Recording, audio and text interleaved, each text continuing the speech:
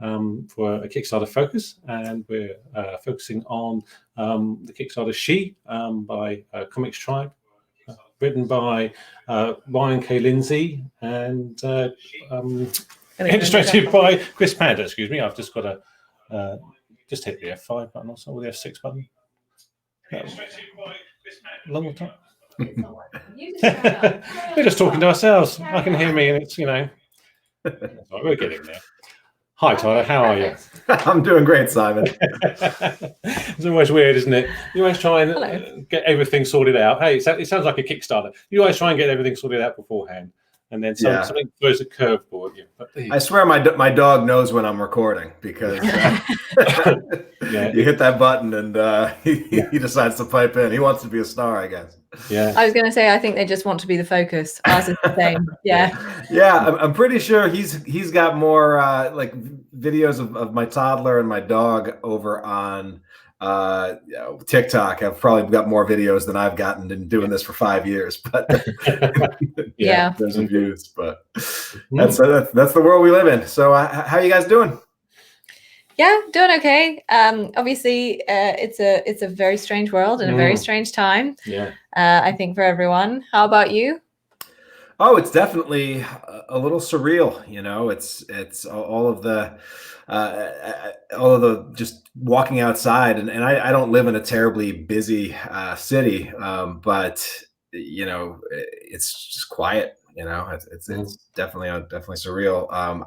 Although I was joking the other day that the good news was that my wife was able to find toilet paper. The bad news is that it was the one ply. And so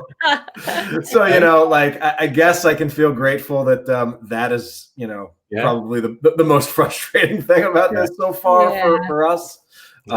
Having been working sort of full time for myself for the past 3+ years and working from home, it's definitely has been an easier transition for my wife and I, who also works from home, than I think it has for a lot of people. So I refuse to complain, seeing what the healthcare workers and everyone else is doing out there.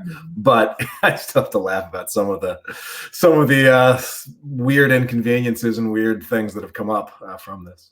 Yeah, it's strange. It takes some adjusting to, I think, wherever you are and whatever your base is. Because it does affect everything. That's true. Yeah, but all of a sudden, like, this Kickstarter thing is like even more relevant, because you see all of the channels that have essentially been screeched to a halt. Kickstarter is one that's actually still rolling pretty darn strong. So I think that's great for the creative community, because the blood needs to keep flowing through the comics economy, and so I think. No, I'm sorry. I'm amazed at basically the luck of running our last Kickstarter that we did, which blew up really large. So really happy that I've got there. I mean, so anyway, yes, it's interesting, isn't it? And somebody asked us early on in the week, what would I suggest doing? And I sort of said, well, if you've got stuff out there that maybe you can pull a Kickstarter together on, maybe. I mean, maybe there is a way of generating some income there. But I was just actually crunching some numbers, because as you know, Simon, as someone that's been in Comics Launch Pro every month, I get together and I do a little group coaching session for creators that are launching on the Kickstarter projects, and so one of the things, obviously the big topic of conversation that I know we'll discuss tonight in our group coaching session is the do you launch now or don't you, and what's going on? Our Kickstarter's still funding, etc. And I did take a look, and last month at this time there were over 220 projects, and now it's down in the comics category. Now it's down to 140, and you'd expect normally April to be a big month. So I think that one thing that we're seeing is that there's definitely a drop in the number of projects that are launching. Yeah. But the cool thing is that the success rate is still going up. Yeah. So I think the advantages are there for creators that are launching, and some of the things that they should be looking at is like, am I ready, and have I been leading my audience and getting my audience ready and excited for it? And if you can answer yes to both of those things, I say go for it because you may actually have more of a captive audience than you would have otherwise. So it sounds like there's more eyes on fewer projects. So that's very, very much. So I'm just interested because I know that Simon's actually spoken to you quite a bit before, but I'm just interested because because everything that you do is really, really cool and interesting, because you have the Kickstarters that run for the projects that you're funding yourself. But like you say there, so you've been working for yourself for a while now, and I know that you do all of these creative groups and things. How did you start doing that? And when did you start sort of be like knowing that, you know, everything that you could help other people who are doing their creative projects? Yeah, you know, it's been a journey towards that, definitely. But you know, I started making comics when I was in, you know, my early teens, and you know, that was like my number one hobby / interest in throughout high school.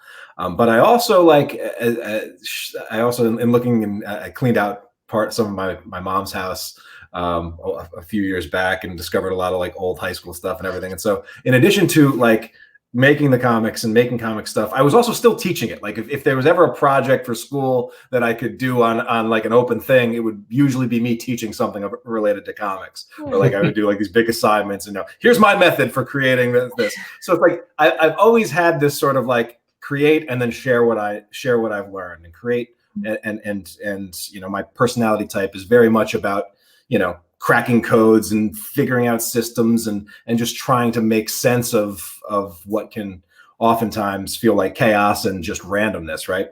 And so fast forward several years, when I sort of got back into making comics after, you know, college and a few years of just sort of going away from just being a creator, once I sort of got back into the medium and got to the point where I was not just working by myself, but also working with other creators to create comics under the new imprint that I created called Comics Tribe with Stephen Forbes. Like we co-created an imprint that we were going to publish under, but we sort of made the strategic decision back in 2011 when we first launched that we were going to also sort of open the kimono and share our process from going from no distribution, no really hardly any to no sales and no name recognition, etc., to whatever would happen next. And so we were just sort of, so back in 2011, I really started doing a lot of blogging essentially at that time, you know, sharing, and I did a weekly column for several years and posting a lot of resources on the Comics Tribe site. And so did that for a while, eventually got to the point where the publishing was sort of starting to take off a little bit, and I am drawing a lot more of my attention. So I sort of got away from the, you know, do some stuff and then write an article about it or share tips and share strategies. I got away from that for several years as I started to grow Comics Tribe. And a big part of growing Comics Tribe was that Kickstarter. You know, the first launch, like we made more on our first launch than I think I did my entire comic career prior to that. And it just snowballed from there. And so occasionally I would jump back and write articles, and a lot of the articles that I would be writing would be on Kickstarter. And a lot of the questions that I'd be getting at conventions or when creators would just reach out to me through, you know, private messages or emails would be like, hey man, you know, I'm struggling with this Kickstarter thing. And so as these questions came up, I sort of, you know, filed those away and I would try to respond to them. But we sort of hit a point, in, you know, 2013, 2014, 2015, where I sort of felt that the books that we were publishing under the Comics Tribe imprint were now at a point where like they're getting critical raves. Retailers that actually stocked them were like, wow, this stuff is incredible. Like these books are really doing really well for us. They're selling, etc. But it wasn't quite matching like our numbers in the direct market and the comic shops. And I realized that, hey, wait a minute, whose job is that? That's me. I'm the publisher. I got to get more savvy on this marketing stuff. And so I started investing in sort of education and training, and also listening to a ton of podcasts, not just on comics, but marketing and other areas, just to grow a successful business. And it's one of those things where, like, you know, the more podcasts you listen to, the more in the back of your head, it's like, huh, maybe I should start a podcast. And the same thing happens when you're a comic creator. Like on your 100th comic, if you read 100 comics and haven't thought about actually making them someday, there's probably something wrong with you. But it's like you become what you come into it. And I sort of again felt that void of, all right, it's been a while since I've actually been teaching stuff. I've been, really loving podcasts and the podcast medium, and I've been sort of hungering to get back into the teaching education side of things. Why don't I start a podcast, but niche down and really focus it on the comics and the crowdfunding aspect of things, and just try to own that little piece of the podcasting market, and establish a beachhead there. And so that's what I did in middle of 2015 with the Comics Launch podcast, and we've been going weekly ever since. So amazing. That's really cool. It's really, really interesting. It's really interesting to see how different people come to doing the things that they do. And because there are so many different people on Kickstarter, and they all come from varying, obviously, generally the people that we talk to with comic interests, but varying backgrounds and things, and lots of different influences. So yeah, that's really, really cool. So fast forward to 2 weeks ago, and She. So how did that project come about? Yeah, so She is this cool project that was brought to me by Ryan K. Lindsay.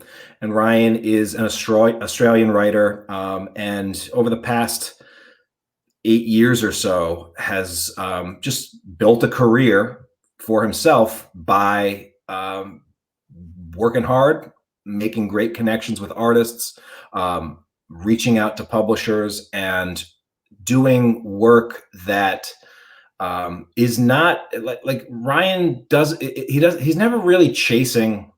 He's not chasing the market or anything. Like he creates stuff that it always has like a deep personal and emotional connection to himself or his past, or some of the themes that he's passionate about in terms of fatherhood or family, or just dealing with personal loss and turmoil, but also manages to come up with great high concepts, and then also and genre work high concepts, and then also finds or works with some incredibly talented artists, and so that's the kind of creator that I love working with. And back in 2012, Ryan had obviously Ryan's was back in 2012. Ryan was an unpublished aspiring comic writer in Australia. And the way that I actually knew Ryan or got to know Ryan was he was on a podcast with two other aspiring writers. One of those writers was Curtis Weeb, whose career was really starting to take off, and Ryan, another writer. But Ryan was sort of I think, of the three back then, was the one that did not have any sort of published work out there. But I liked his mindset. I liked his hustle. He reached out to me, and we had a conversation at one point, and I invited him to pitch for the anthology project that I was working on, which would become my very first Kickstarter campaign. And so it's always cool to me when I see Ryan, and he wasn't the only one, but I literally gave him his first published paid work in working with the book that we put out for our first Kickstarter. And so Ryan's always someone that, and I'm sure you know this, Simon, you work with people that and they then have sort of your ear. And so over the years, Ryan has occasionally brought projects to Comics Tribe that he thought would be interesting or fit with us. And a few years back, we published a 3-issue miniseries called Chum with him, which was like this cool surf noir book with him and Sammy Cavella, who he works with frequently. And so, about a year and a half ago, Ryan, sent me over a pitch for this book called She. And, it was the kind of thing where, and this is one of those things because Ryan at this point, he's had a lot of success himself on Kickstarter. He's raised thousands and thousands of dollars on Kickstarter for multiple projects. He's got a fan base. He's got an audience. And so one of the things that I always look for, or one of my data points for when creators pitch me work or pitch me series that Comics Tribe could potentially slap our label on it and get our machine going is, you know, where can I add value, right? Because if I can't add value, I'm not going to publish your book, because, you know, part of keeping our entity afloat is, you know, we've got to share in the success of it. And so I don't want to, like, I'm not the kind of person that just wants to slap a Comics Tribe logo on it and call it a day. Like, I want to say, okay, how can I make this project better? And also, is this project something that I think we can get our audience excited about, and the audience that we already have?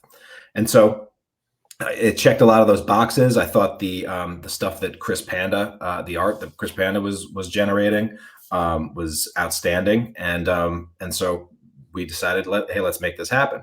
Now, I don't know exactly why I got the crazy idea to do to turn this into a die cut hardcover.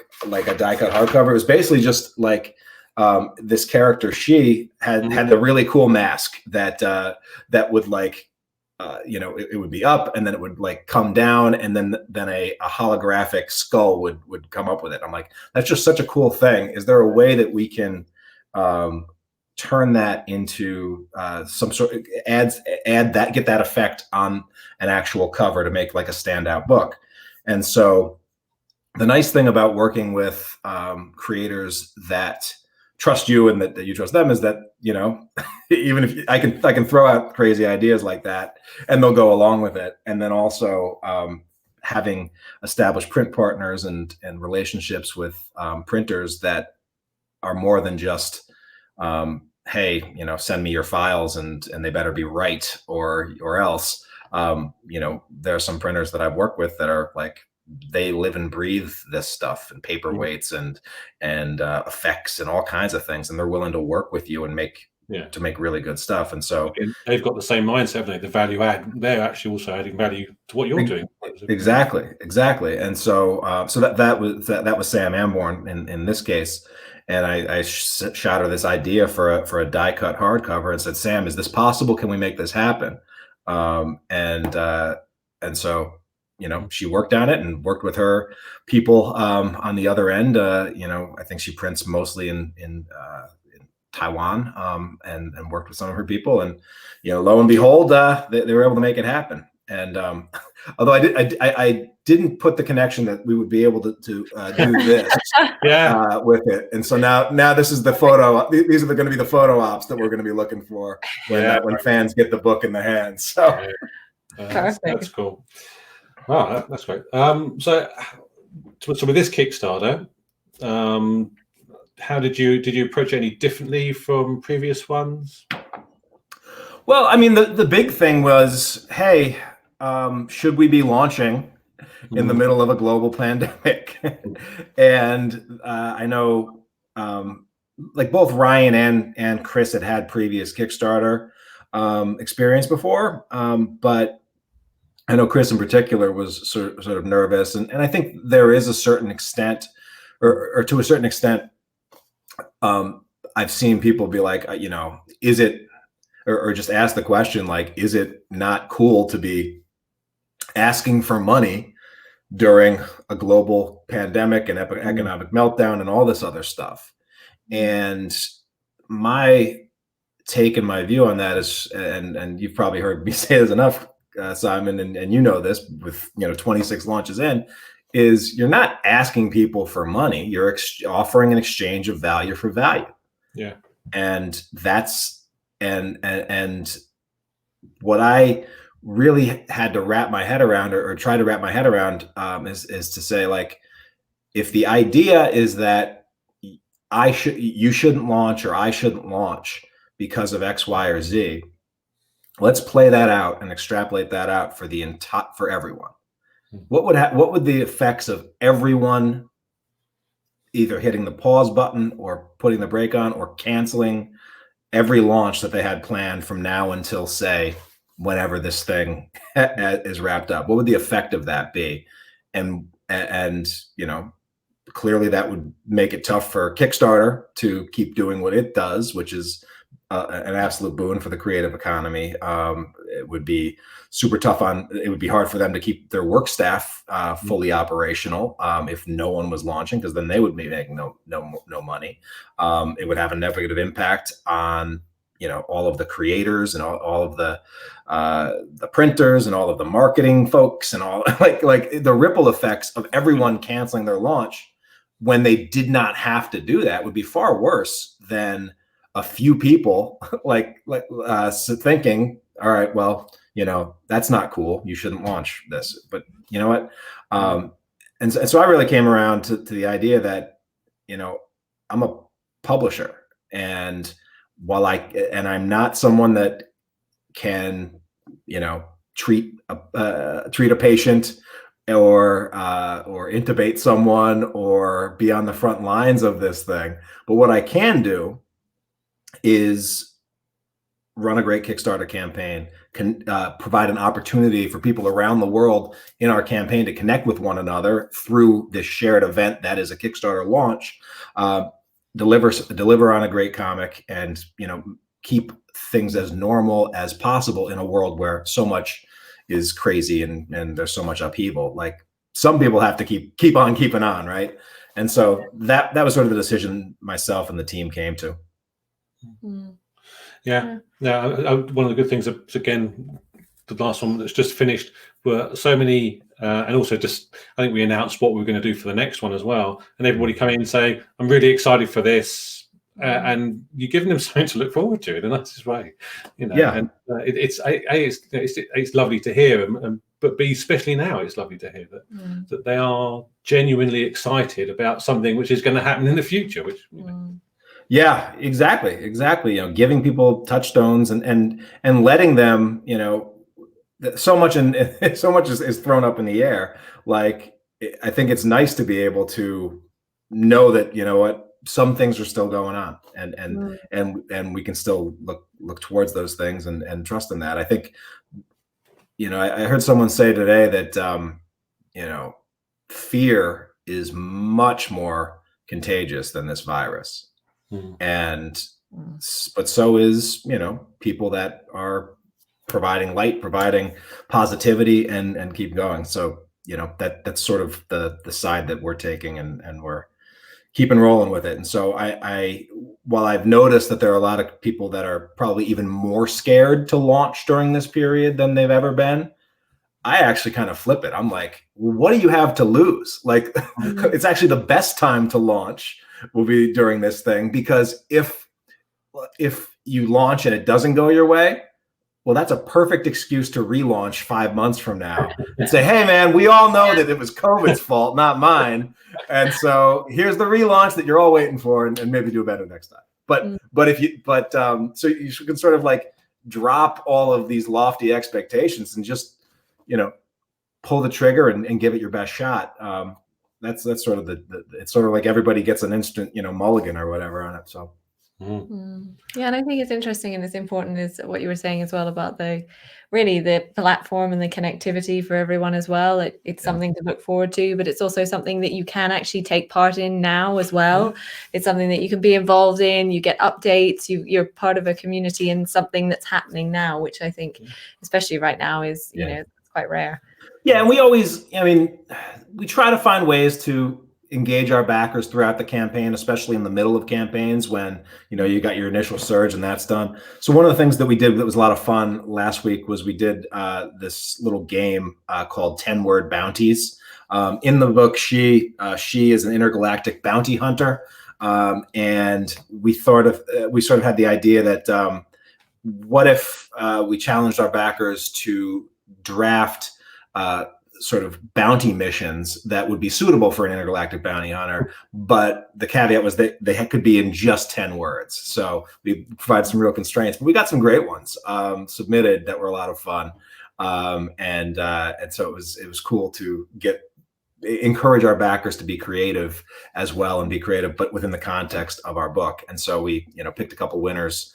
We're going to print a bunch of those in the hardcover itself, and just it's a nice little way that we can draw backers into the creative process, which I've always found is extremely helpful. And I know you guys try to do that when you can as well. No. Yeah, very much. Yeah, so I always see on your campaign pages, you always have the, that feedback or videos with people saying, and you always capture it at the Comic Cons and stuff. Remember Comic Cons, that sort of thing. It's just always good to have that sort of feedback, and it's good. You're very good at that, and I need to get better, but that's fine.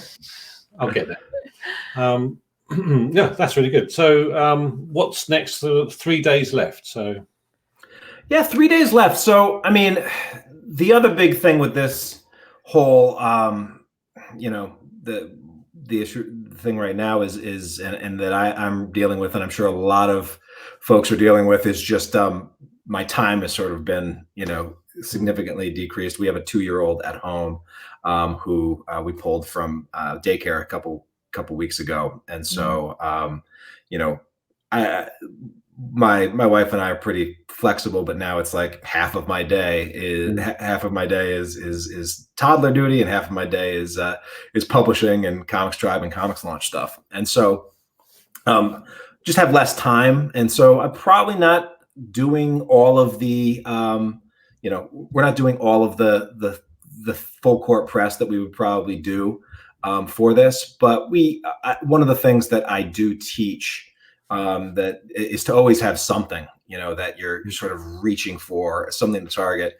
Sometimes that's your funding goal and you're trying to drive towards it. Sometimes that's some kind of improvement. So, the next improvement we're trying to unlock is, and this is another great thing that's working with a printer like Sam, is like, we put together this prototype.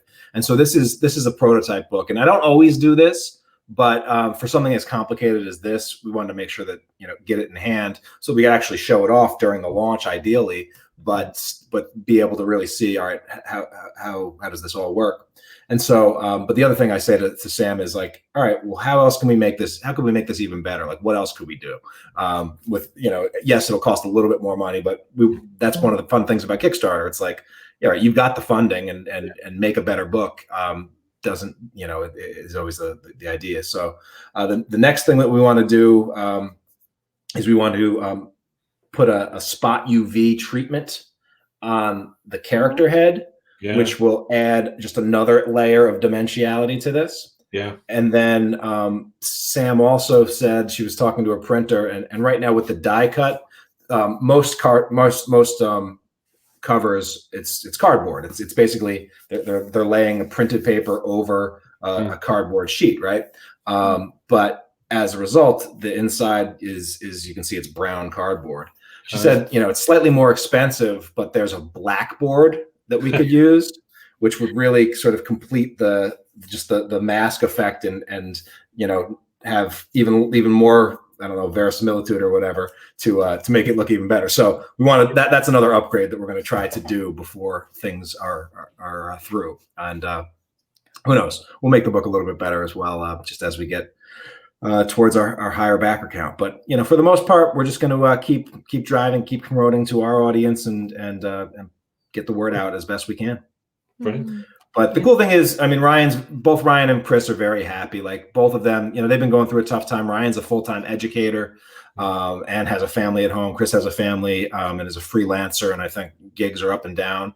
And so, in a dark time, and a lot about people in adjustment, like, seeing this thing do what it did is doing all right. And I think this is going to end up, at least probably like 3 times more funding than any of Ryan's previous Kickstarter. So that makes me happy that again, there's some Comics Tribe value add as well, that we helped him hit a new high watermark for the stuff that he's been creating. So brilliant.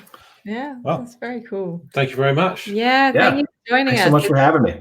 No, it's lovely. It's a very cool looking Kickstarter. The book looks very, very cool. I'm looking forward to seeing the blackboard cover already. So it looks brilliant. But yeah, thank you very much for joining us. It was nice chatting to you. And we wish you all the best for your last 3 days on your Kickstarter. Awesome. Thanks so much for having me. Thanks, you. Take care. Thank you very much. I hope you enjoyed Talk with China. A very knowledgeable man about these things. Yeah, he knows very, very, very, very many things. Check him out. Yeah. Check out the Kickstarter for She. 3 days to go, as we say. Yeah. So if you visit comicstribe.com/she, it will redirect you to the page. So yeah. yeah, and just and everybody, we will be back tomorrow at 8 p.m. Yes. Be able to see our lovely faces again. Sorry. And yeah, we'll be obviously chatting more comics and things, but do join us then. And until then, please do stay very, very safe. Okay. Take care.